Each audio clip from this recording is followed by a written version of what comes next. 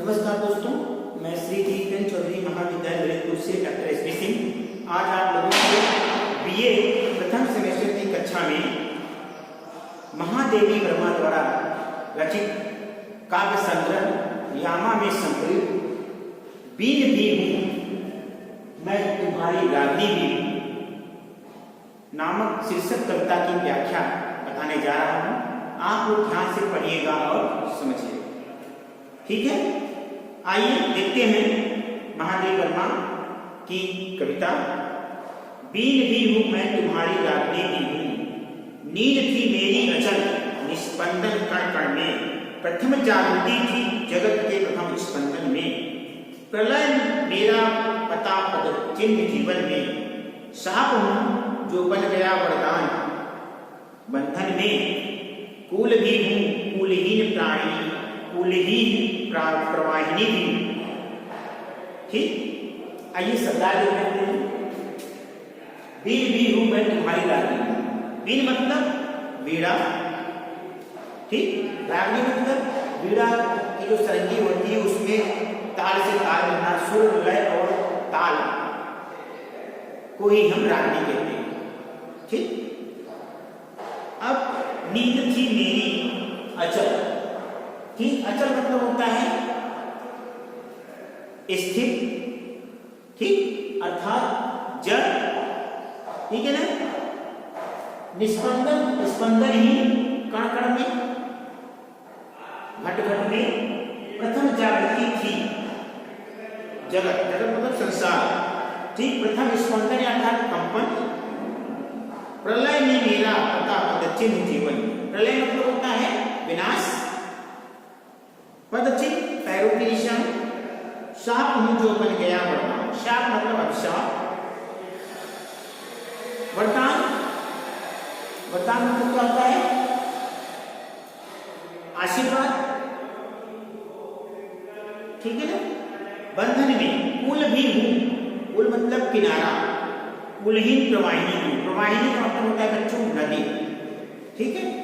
आइए व्याख्या करते हैं, ठीक है ना।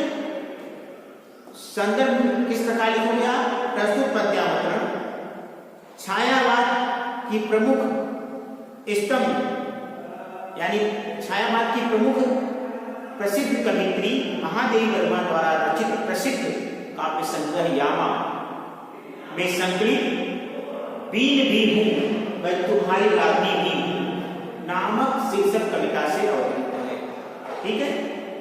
प्रश्न क्या लिखोगे आप?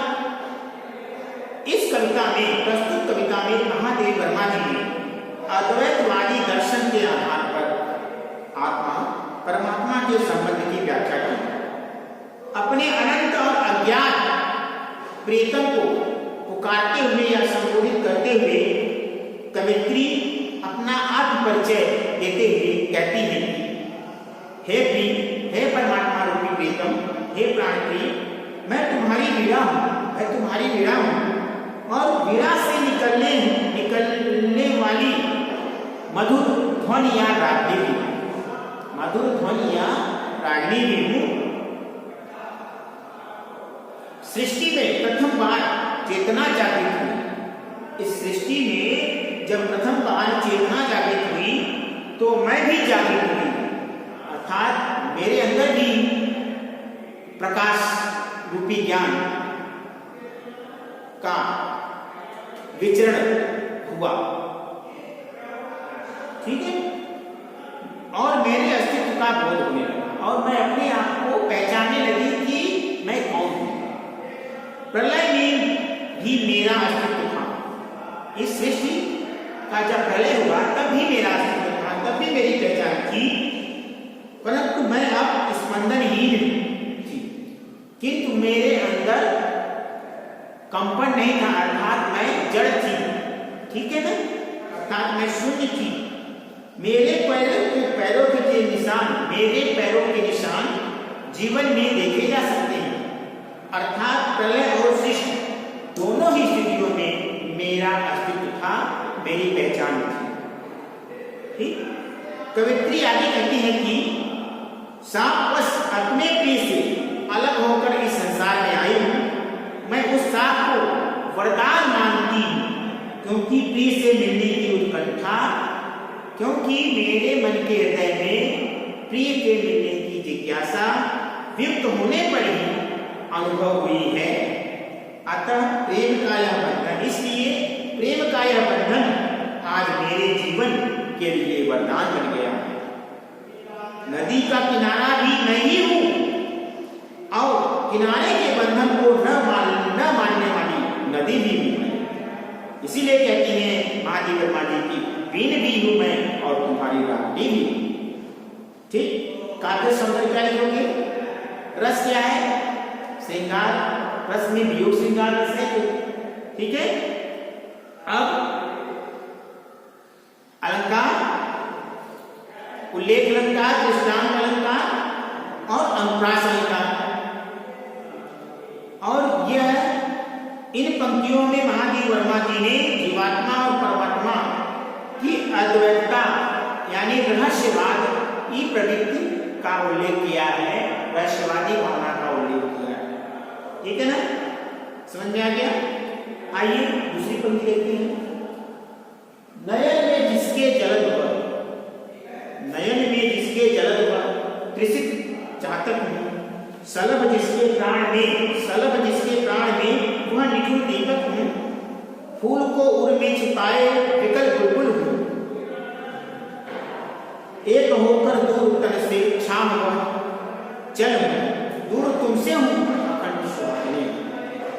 नयन मतलब होता है आंखों में, नेत्रों में, जल मतलब बादल, त्रिशित का अर्थ होता है प्यासा हुआ, चातक मतलब पति।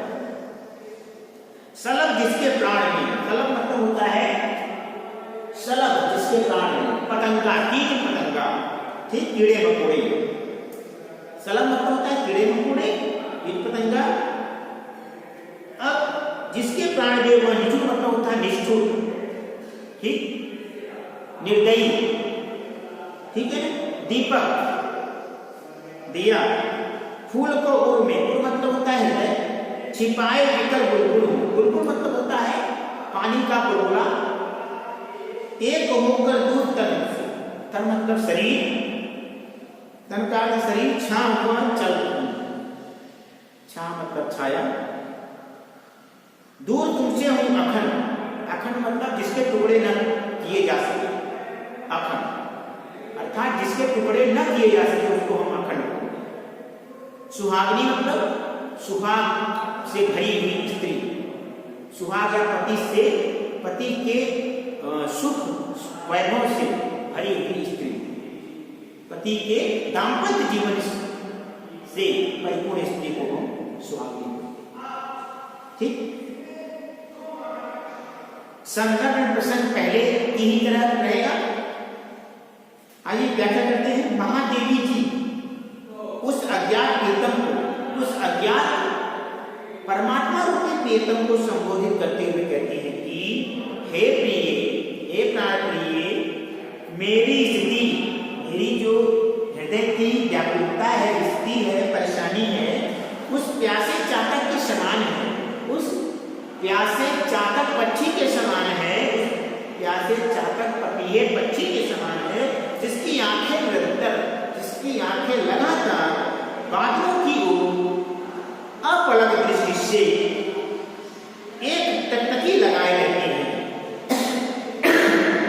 इस आशा में कि कब पानी बरसे और मेरी प्यास बुझे। मैं भी तुम्हारे प्रेम की प्यासी हूं।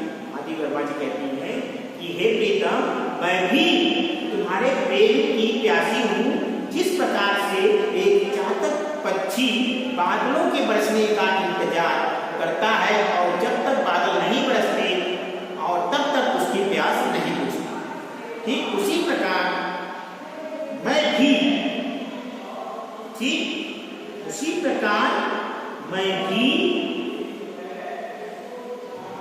आपके प्रेम की प्यासी हूं। ठीक है,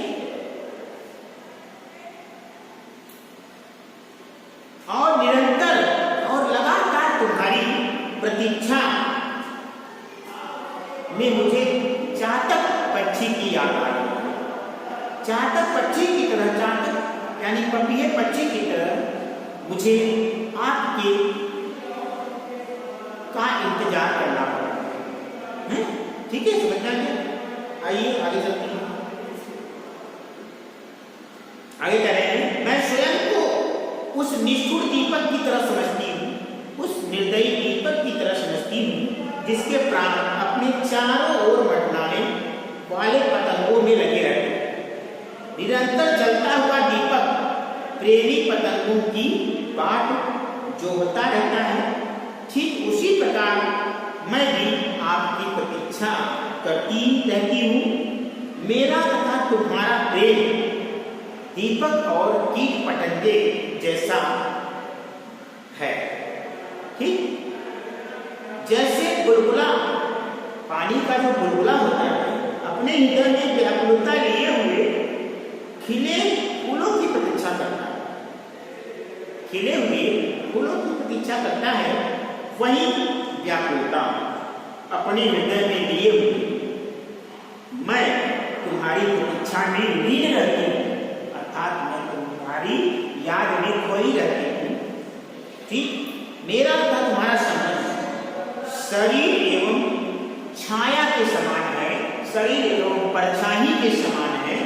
ठीक, शरीर से उसकी छाया अलग नहीं की जा सकती, लेकिन फिर भी वे अलग अलग दिखाई देते हैं और वे हमेशा अलग अलग ही रहते हैं। मैं उस अज्ञात प्रीतम से अद्वैतवाद या रहस्यवाद या आध्यात्मिक का अनुभव करते हुए, आध्यात्मिक ज्ञान का अनुभव करते हुए, अर्थात मोक्ष का अनुभव करते हुए भी उससे अलगाव का अनुभव कर रही हूँ, अर्थात उससे वियोग का अनुभव कर रही हूँ, उससे बिछुड़ने का अनुभव कर रही हूँ। भले ही तुमसे दूर हूँ, फिर भी हे प्रीतम, भले ही मैं तुमसे दूर हूँ, लेकिन फिर भी मैं अखंड सौभाग्यवती होने का अनुभव मुझे होता जा रहा है। सदा ही आपकी कृपा की वजह से मुझे अखंड सौभाग्यवती होने का सुख प्राप्त होता जा रहा है। ठीक है बच्चों, सुन में आ गया। यहाँ पे काव्य सौंदर्य क्या लिखोगे? यहाँ पर कवित्री ने प्रेम के लौकिक प्रतीकों के माध्यम से, प्रेम के जो लौकिक प्रतीक होते हैं, लौकिक प्रतीकों के माध्यम से अज्ञात प्रीतम से अपने अलौकिक प्रेम को व्यक्त किया है, आध्यात्मिक प्रेम को व्यक्त किया है। प्रिय के प्रति मिलन की आतुरता, व्याकुलता, बेचैनी, विरह की स्थिति एवं अद्वैत भाव का बहुत ही अच्छा चित्रण कवित्री ने किया है। अलंकार उपमालंकार, ठीक है ना, रस है वियोग श्रृंगार रस। ठीक है बच्चों, समझ में आ गया?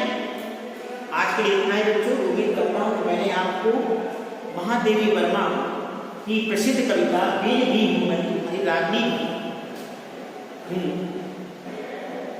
की व्याख्या बताई। आप लोगों को अच्छी तरह से समझ में आ गई होगी। बहुत बहुत धन्यवाद।